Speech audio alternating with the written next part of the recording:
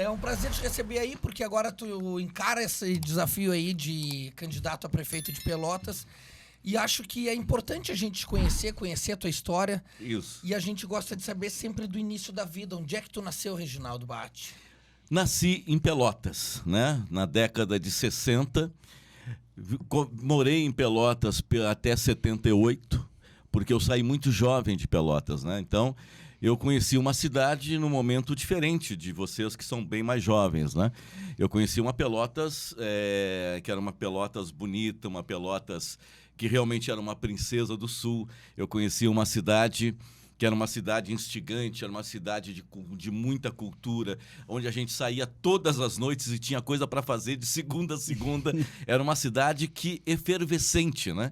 Uma cidade que a cultura borbulhava por todos os cantos, né? E saí dessa cidade a primeira vez, porque eu saio 2 vezes de Pelotas, Pedrinho. A primeira vez eu sou emancipado, me dão um passaporte e diz, pega a tua e sai para fazer evento. E eu fui fazer evento bem longe de Pelotas, né? Saí de Pelotas a primeira vez, viajei o Brasil e eu fiz uma viagem fantástica, porque eu passei pela Venezuela, voltei a Boa Vista, depois fui para Ledham, que fica na fronteira da Guiana Inglesa, peguei um aviãozinho, eu sobrevivi, atravessei, fui até Georgetown. Georgetown, peguei um avião, fui para Barbados, de Barbados fui para Londres, de Londres fui morar em Luxemburgo. Pô, que legal. Então cara. eu fiz isso com 17 para 18 anos. 17 para 18 então, anos. Essa é a primeira vez que eu saio de Pelotas, né? E vou morar na Europa. E me deparo, no final da década de 70, início dos anos 80, o Brasil ainda dentro de uma ditadura militar que não gostava muito de mim. E a gente, nem eu gostava deles, a verdade é essa, e a gente foi embora. Chegamos lá e me deparei, obviamente, com uma nova cultura, uma nova realidade e vivi grandes histórias também na Europa, né? Trabalhei de tudo um pouco. Anos 80, isso? Início, final de 70 e início dos 80. Movimento punk. Que época doida! Movimento punk forte era lá. Um movimento muito maluco, assim, os verdes estavam chegando na Alemanha, a questão do ambiental começava a explodir na Europa. Eu me lembro que eu coloquei até um brinquinho na orelha, em 1980, imagina, eu já tinha até um brinquinho na orelha. Cabeludo? Cabeludo, claro, bronzeadíssimo, que eu tinha vindo do Caribe. Sim, o cara veio lá da selva, foi pro Caribe, pra selva. Então, aí foi um período bem bacana, assim, pobre, né, sem dinheiro, porém muito bacana, porque, claro, cheguei e fui trabalhar, a primeira coisa que a gente tem que se virar. Comecei trabalhando como auxiliar de pedreiro, né, fazendo reformas em casas antigas ali em Luxemburgo. O que é isso? Normalmente a gente tirava o reboco velho e rebocava novamente com produtos químicos ali, algum produto para evitar umidade e tal, aquela coisa toda, rebocava de novo a parede. Aí a gente fez isso há algum tempo e aí um belo dia a gente foi reformar uma casa que ia ser um pub, chamado pub... Daqui a pouquinho eu lembro da Boulevard da France, em Luxembourgville, um pub Humphreys, não, Bogarts. Bogarts. O Humphreys era o snack. Então é Humphrey Bogarts, né? O snack era em cima e o pub embaixo. E aí a gente foi ali reformar, tal, aquela coisa toda. E chegou um cara, que eu não sabia quem era, depois eu fiquei sabendo, que era um dos donos do bar, do pub ali. Disse assim, você é brasileiro? Eu digo, sou. Eu já estive no Brasil, fiquei lá 6 meses, até aí arriscou um português comigo, né? E eu conversei com ele em português, tal, um pouquinho, mas em seguida eu voltei pro inglês, porque o português dele estava meio ruim. Travado. Aí ele perguntou, tu sabe fazer caipirinha? Eu digo, para perguntar para um brasileiro, sabe fazer caipirinha? Eu digo, meu filho, tranquilo que eu faço caipirinha. E que outros tipos de drinks que você sabe fazer? E me deu aquele estalo na cabeça assim... Todos, ué. Eu sou brasileiro, eu tenho que sobreviver. Você não gostaria de ser o barman do nosso pub? E eu digo, claro, será um prazer. Então fazer o seguinte, semana que vem, quando tiver praticamente a obra pronta, você venha para cá e nós vamos fazer um teste aqui contigo. Nós já vamos estar com as bebidas e você vai fazer alguns drinks para nós. Eu digo, tá, beleza, né? Vamos lá. Mas tu sabia fazer os drinks? Claro que não, né, Otávio? Pois é. Eu nunca tinha feito nem caipirinha. Aí eu cheguei... Aí eu morava numa vila chamada Burglinster, que ficava uns 12, 15 quilômetros de Luxemburgo-Ville, que era a capital ali de Luxemburgo, do Grande-Ducado de Luxemburgo. Aí cheguei ali, cara, e eu ia de carona e voltava de carona com um camarada chamado Albert von Carene. Von Carene parece que é alemão, né? Mas era negão. É que o pai dele era um barão alemão e a mãe uma negra do Zaire. Né? Que legal. E era um amigão meu, era o cara que a gente... Qual o nome? Aí eu cheguei pra ele, eu digo...